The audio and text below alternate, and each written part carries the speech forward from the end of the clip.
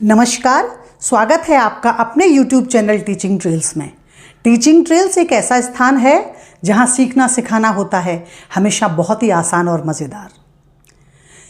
अक्सर आपने अनुभव किया होगा कि जब भी विद्यार्थियों से पूछा जाए कि उनका फेवरेट सब्जेक्ट कौन सा है तो वह अक्सर साइंस, मैथ्स या एसएसटी के बारे में बताते हैं। और इंटरनेट पर भी आपने इन्हीं सब्जेक्टों से रिलेटेड बहुत सारे कंटेंट की भरमार देखी होगी। लेकिन आज ये वीडियो मैंने आपको बनाया है कि हिंदी को हम कैसे इंटरेस्टिंग बनाएं, कैसे हिंदी भी बच्चों का मज़ेदार सब्जेक्ट बन जाए, उनका मनपसंद सब्जेक्ट बन जाए।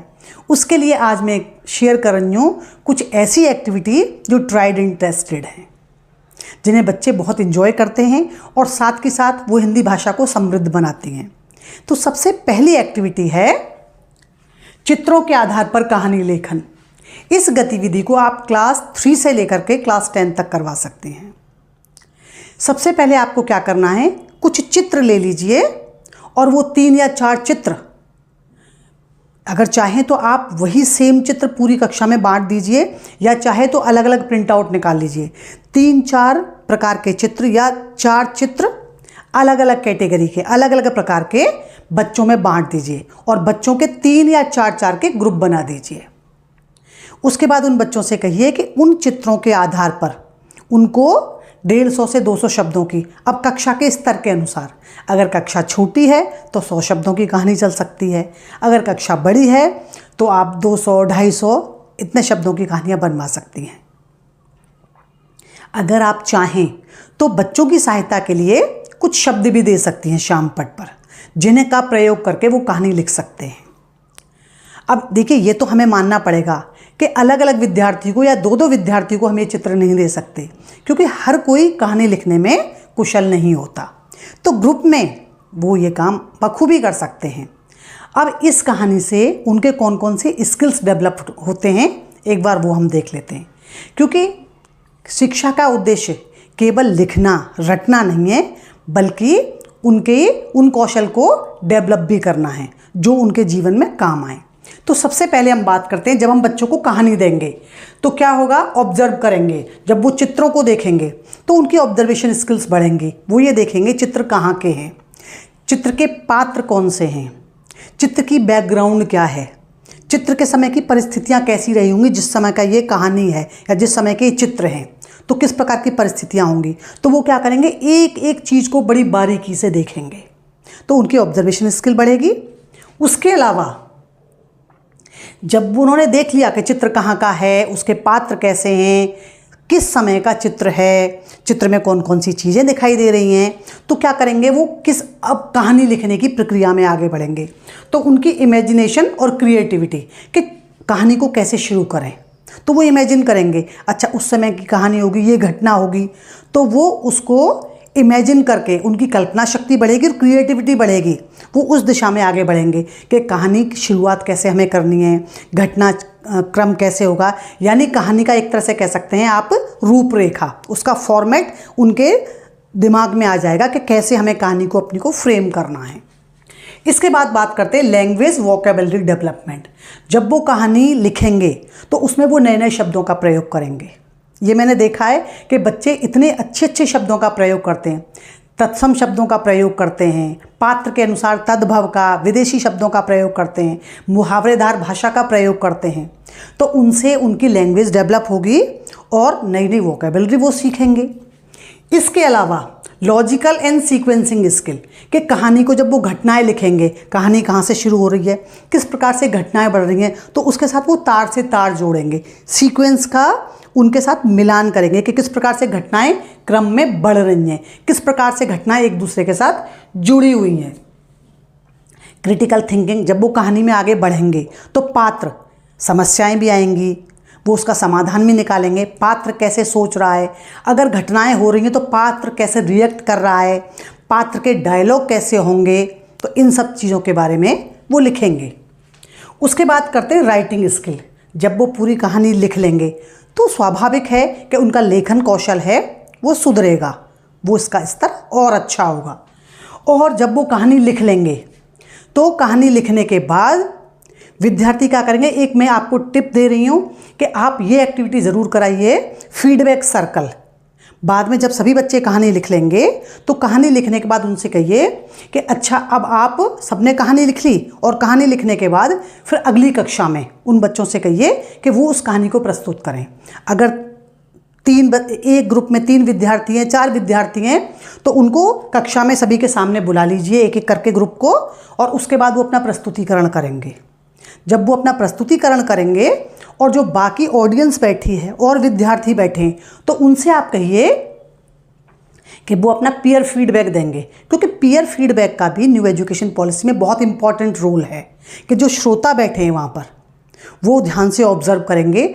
जब वहाँ पर जो ग्रुप है प्रस्तुत कर रहा है अपनी कहानी को, तो जो ऑब्जर्व कर रहे हैं वो क्या देखेंगे, वो 3 पॉइंट बनाएंगे।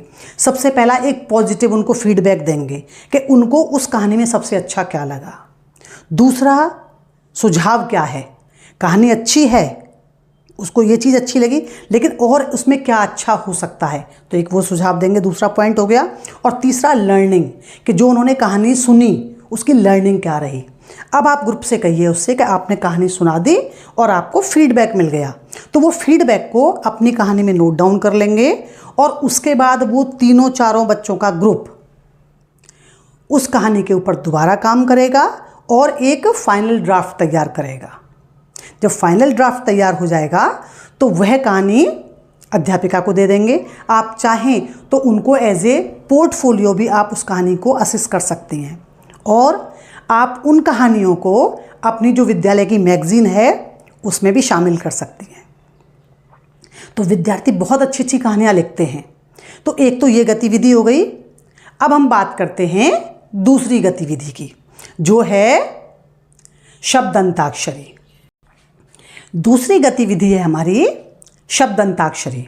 आपने अपनी कक्षा में इंग्लिश की वर्ड वॉल तो ज़रूर देखी होगी, हिंदी में आपने शब्द सीढ़ी देखी होगी, बनाई भी होगी। तो ये जो गतिविधि है शब्द अंताक्षरी, जैसा इसके नाम से लग रहा है, ये भी उसी प्रकार की है। अक्सर आपने फिल्मों के गीतों की अंताक्षरी सुनी होगी या उसमें भाग लिया होगा। यहाँ हम बात कर रहे हैं शब्द अंताक्षरी की। ग्रामर का रिवीजन करवाते समय यह एक्टिविटी सबसे अच्छी है, बच्चे इसे बहुत एंजॉय करते हैं। सबसे पहले अध्यापक क्या करेगा, कक्षा को 3 या 4 ग्रुप में बांट दीजिए, और इसको शाम पट पर आप स्कोर बोर्ड बनाइए। तो टीम आ, बा, सा, डा, इस प्रकार से टीम बना लीजिए। और ये आप ध्यान रखिए कि किसी भी एक टीम में ऐसे विद्यार्थी ना हो जो बहुत ही बुद्धिमान हो या भी सभी प्रश्नों के उत्तर दे दें, और एक टीम में ऐसे विद्यार्थी ना हो जिनको उत्तर देने में कठिनाई हो। प्रत्येक विद्यार्थी को बोलने के लिए 5 से 7 सेकंड का समय दिया जाएगा। एक शब्द दोबारा रिपीट नहीं किया जाएगा, और एक विद्यार्थी को आप टाइम कीपर की जिम्मेदारी दे दीजिए। यदि एक टीम उस प्रश्न का उत्तर नहीं दे पाती है तो वह प्रश्न दूसरी टीम को फॉरवर्ड हो जाएगा और उसके लिए आधा अंक मिलेगा उसको, और उसके बाद उसका जो अगला प्रश्न पूछना है वो उससे पूछा जाएगा। तो इसका आप रिकॉर्ड रखिए। तो उदाहरण के लिए जैसे हम शुरुआत करते हैं, समय बिताने के लिए करना है कुछ काम, शुरू करें अंताक्षरी लेकर हरि का नाम। अब जैसे आ गया नाम, तो अब शब्द शुरू हो रहा, शब्द समाप्त हो रहा है माँ से। तो हमने जैसे शब्द ले लिया माँ, ठीक है, तो आप क्या करिए, माँ से लिख दीजिए। जो पहली टीम है उसको बोलिए, वो शब्द लिखेगा महल। जो अगली टीम है वो अगर शब्द मान लीजिए उसने लिखा लकड़ी।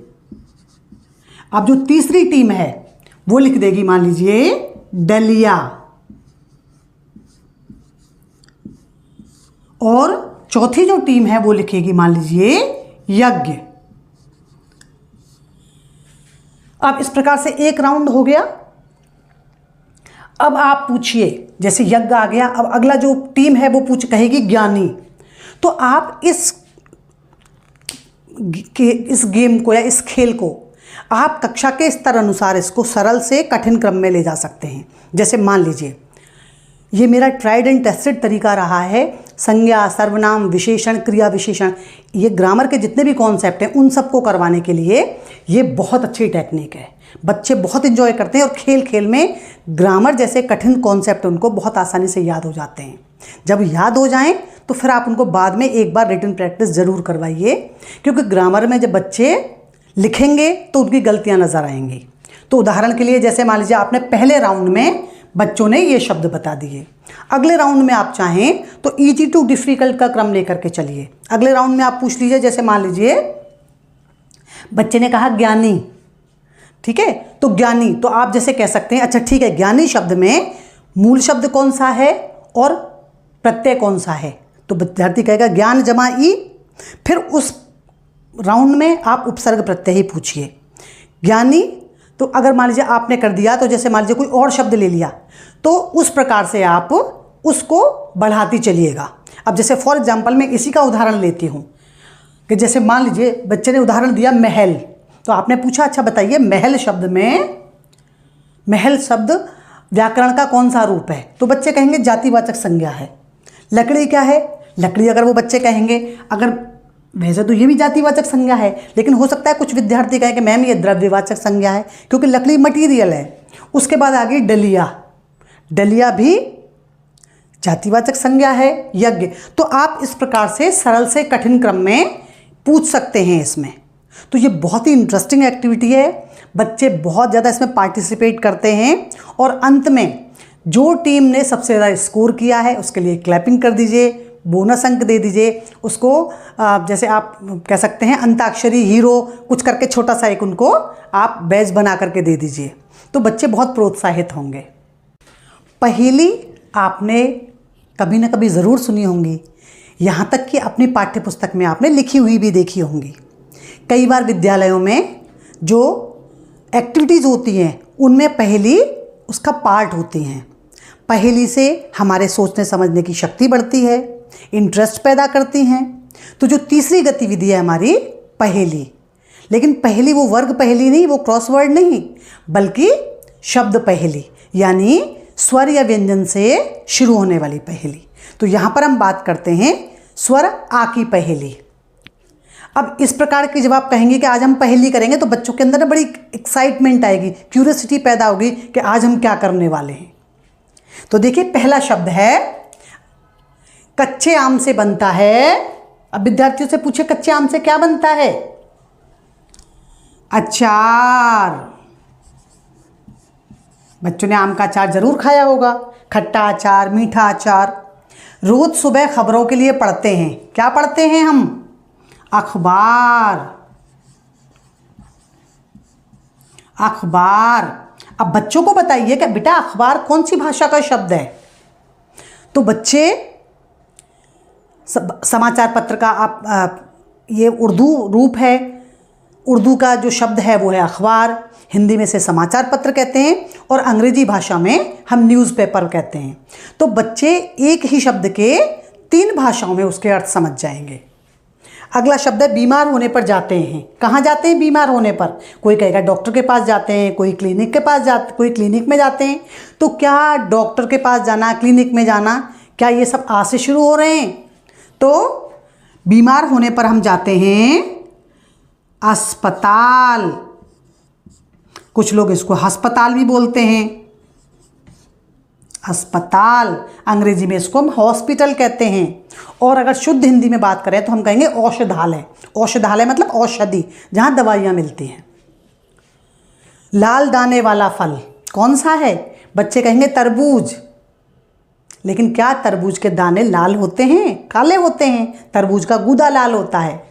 तो लाल दाने वाला फल कौन सा है? अनार। चाय का स्वाद बढ़ाता है। क्या बढ़ाता है चाय का स्वाद? अब बच्चे कहेंगे टी मसाला है, या अलग अलग चीज़ें बताएंगे। वो कोई लौंग कहेगा, कोई इलायची कहेगा, कोई काली मिर्च कहेगा। तो चाय का स्वाद बढ़ाता है क्या है? अदरक। कुछ बच्चे ये भी बताएंगे कि अदरक को उसकी मम्मी कैसे कूटती हैं, किस प्रकार से चाय में डालती हैं। तो ये जितने सारे एग्जाम्पल हैं ये रियल लाइफ एग्जाम्पल हैं। ये सब चीज़ें बच्चों ने देखी हैं। अचार, अखबार, अस्पताल, अनार, अदरक, ये सब कुछ चीज़ें उन्होंने देखी हैं। तो मैं आशा करती हूँ कि वीडियो आपको पसंद आया होगा। प्लीज़ कमेंट करके अपनी राय हमें ज़रूर दीजिए कि आपको हमारा ये प्रयास कैसा लग रहा है। चैनल को अगर अभी तक सब्सक्राइब नहीं किया है तो प्लीज़ सब्सक्राइब कीजिए। तो मिलते हैं एक और नए वीडियो में, क्योंकि अभी मैं अगले वीडियो में कुछ और एक्टिविटी आपको बताऊंगी। तो तब तक सीखते रहिए, सिखाते रहिए। धन्यवाद।